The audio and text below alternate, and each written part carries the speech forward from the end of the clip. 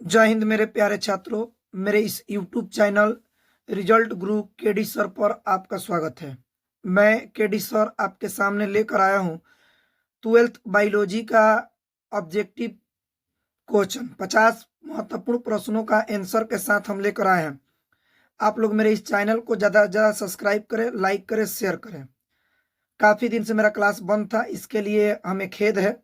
अब प्रत्येक दिन 10th और 12th जो बोर्ड देने वाले एग्जाम है उनके प्रश्न हम लेकर आएंगे। चलिए हम बिना विलंब किए हुए इस बायो के ऑब्जेक्टिव को आगे बढ़ाते हैं।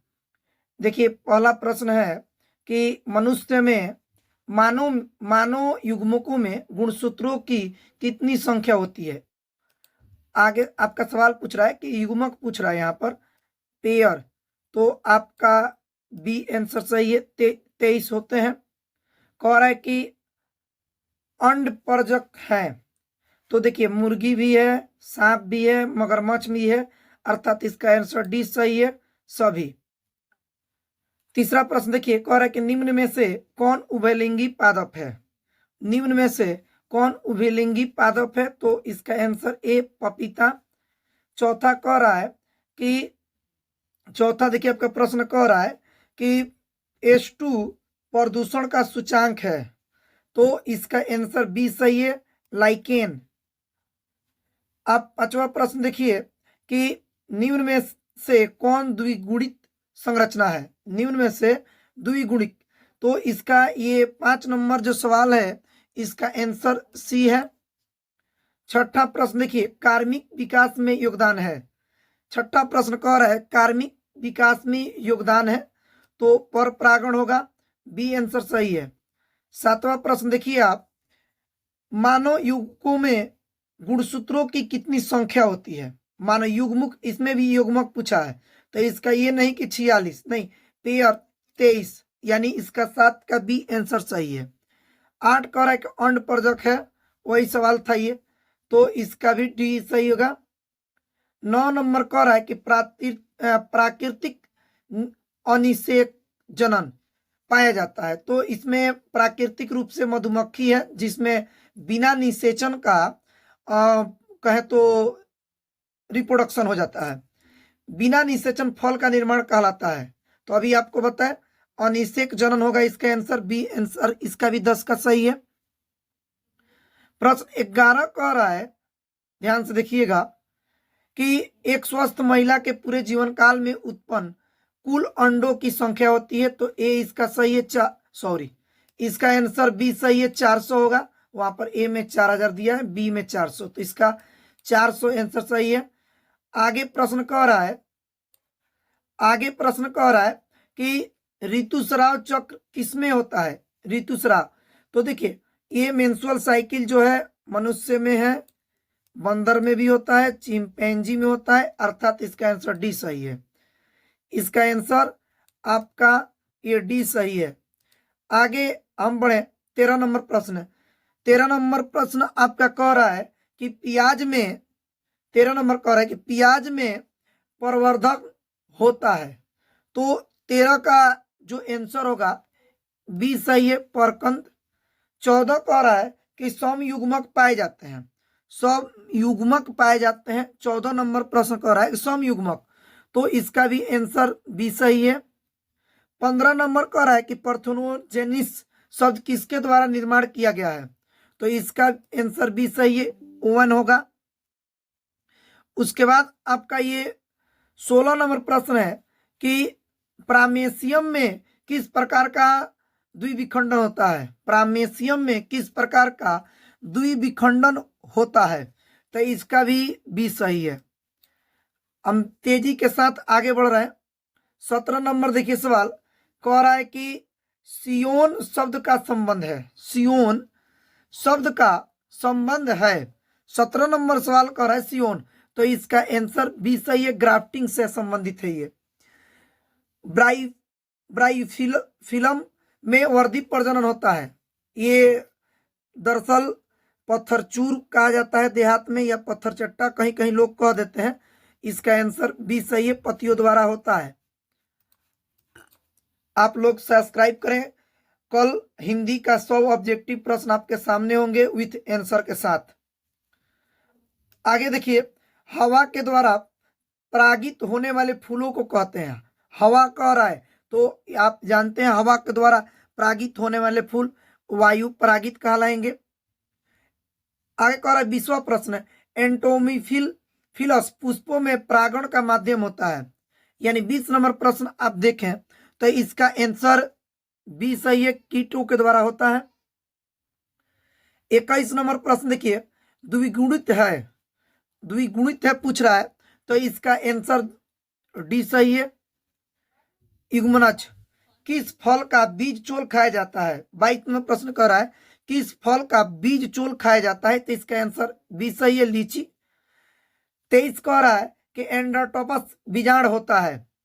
यानी 23 का जो आंसर होगा ये बी होगा, उल्टा होता है। 24 कह रहा है कि बीजांड विकसित होकर क्या बनता है। 24 नंबर प्रश्न देखिए पूछा भी गया है तो 24 का आंसर बीजांड, उसके बाद बीज बन जाएगा, सी आंसर सही है। 25 देखिए, भ्रूण पोष का क्या कार्य है? भ्रूण पोष का क्या कार्य है? 25 कह रहा है कि भ्रूण पोष का क्या कार्य है, तो इसका बी सही है, भ्रूण को पोषण देना। इनमें से किसका पुष्पासन खाया जाता है? यानी पुष्प खाया जाता है पूछ रहा है तो 26 का आंसर बी सही है, सेव। 27 देखिए, भ्रूण कोश की उत्पत्ति किससे होती है?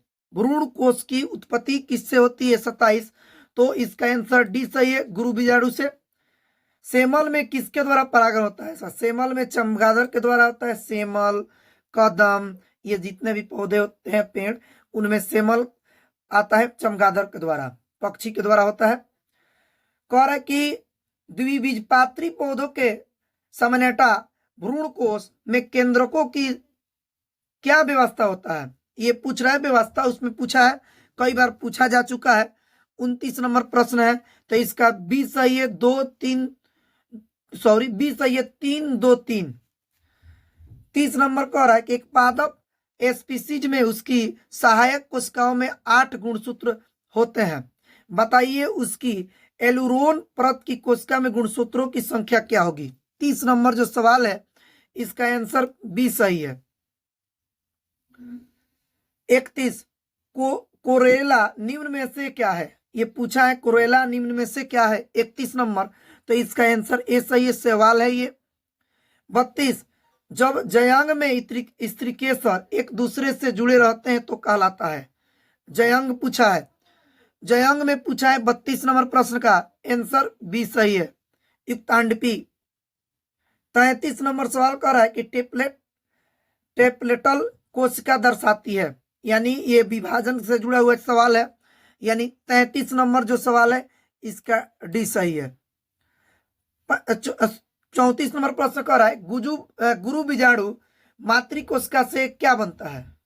गुरु बीजाणु मातृ कोशिका से क्या बनता है, ये पूछा गया सवाल है कि गुरु बीजाणु मातृ कोशिका से क्या बनता है। 33 नंबर प्रश्न का आंसर डी हो गया। अब 34 है ये, तो 34 का ये गुरु बीजाणु ही होगा, सी सही है।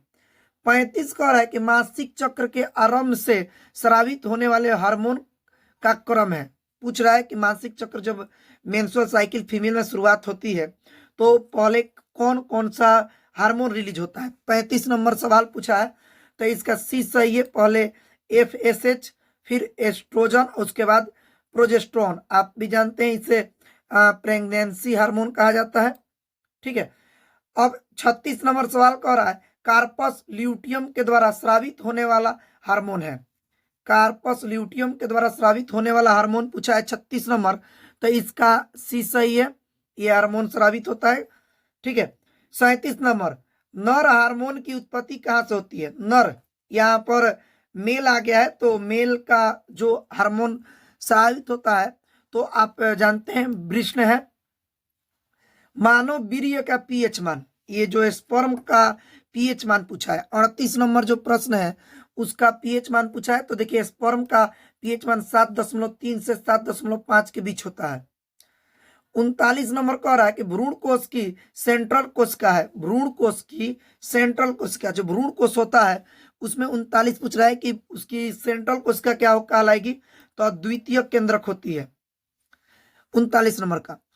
40 नंबर कह रहा है कि नर हार्मोन की उत्पत्ति कहाँ से होती है, तो अभी आपको पता है कि वो जो नर होता है, नर में वृषण होते हैं, तो उसके अंड भी बोला जाता है अंडोकोश में, ठीक है। शुक्राणु जनन का नियंत्रण किसके द्वारा होता है, शुक्राणु जनन, ये पूछा है, शुक्राणु जनन का नियंत्रण किसके द्वारा होता है, 41 नंबर पूछा है। तो देखिए एस्ट्रोजन से तो होगा नहीं, और इसका आंसर जो होगा एलएच होगा, ठीक है। 42 नंबर, एक शुक्राणु को सीधा अंडालु में प्रवेश कराने की विधि है, एक शुक्राणु को सीधा अंडालु में प्रवेश कौन कराता है, ये पूछ रहा है। 42 नंबर जो प्रश्न है इसका आंसर बी सही है, ICSI कह रहा है कि ग्राफियन पुतक पाया जाता है, ग्राफियन पुतक पाया जाता है, ये इसका आंसर बताना है 43 का। तो 43 का डी सही है, मादा के अंडाशय में। एक बार आप सभी आदमी सब्सक्राइब करें, लाइक करें, शेयर करें, ताकि आप लोग जो 12th का विद्यार्थी हैं, आप लोग का माता रानी की कृपा से रिजल्ट बहुत बेहतर आए। शुक्राणु का संचालन किसके द्वारा होता है, शुक्राणु जो होता है किसके द्वारा चलते हैं, ये पूछा है। यानी 44 नंबर सवाल जो है ये डी, उसमें पूंछ होता है, जिसमें आप जानते हैं कि शुक्राणु में जो पूंछ होता है उसमें माइटोकॉन्ड्रिया पाया जाता है, पावर हाउस ऑफ सेल, जो ऊपर की तरफ भेजता है। 45 नंबर, सहेली जो किस मादा गर्भ निरोधक गोली है, जो पूछा है कि सहेली जो गोली होती है प्रयोग किया जाता है, मतलब उसको कैसे प्रयोग में हम ले सकते हैं, ये पूछा गया है वो। यानी 45 नंबर जो प्रश्न है इसका आंसर भी सही है, साप्ताहिक लिया जाता है। RU 486 दवा प्रयोग की जाती है, या RU 486 दवा का प्रयोग की जाती है, पूछा है 46 नंबर प्रश्न का। तो इसका आंसर सी है, गर्भपात कारक के रूप में, गर्भपात को रोकने के लिए। सीधे शुक्राणु को अंडालु से सम्मिलित करने की क्रिया को क्या कहते हैं, सीधे शुक्राणु से अंडालु जब मिलते हैं तो उसे हम क्या कहेंगे, ये पूछा है। 47 नंबर प्रश्न जो पूछा है, तो इसका आंसर भी है अंतः कोशिकीय शुक्राणु निरीक्षण। अगला 48 नंबर प्रश्न पूछ रहा है कि जयंग समस्या किसके द्वारा फैलता है, STD है, ये पूछ रहा है। तो इसका 48 का जो हम आपका आंसर है, 48 का सी सही है। 49 नंबर, कॉपर टी किसे रोकता है, कॉपर टी किसे रोकता है, 49 नंबर पूछा है। तो 49 का बी है, निषेचन को रोक देता है। अब अगला प्रश्न आप देखिए, पूछा है कि रिट्रो विषाणु निम्न में से किस बीमारी का रोगजनक है, रिट्रो बीमारी जो है किसका रोगजनक है, ये पूछा है। 50 नंबर प्रश्न है, तो इसका आंसर सी सही है। तो इसके बाद आप लोग मेरे चैनल को सब्सक्राइब करें, लाइव आकर मैं ऑब्जेक्टिव कराने वाला हूं 1-2 दिन में, 12th और 10th दोनों के लिए। जय हिंद, जय भारत, जय बिहार, जय बिहारी।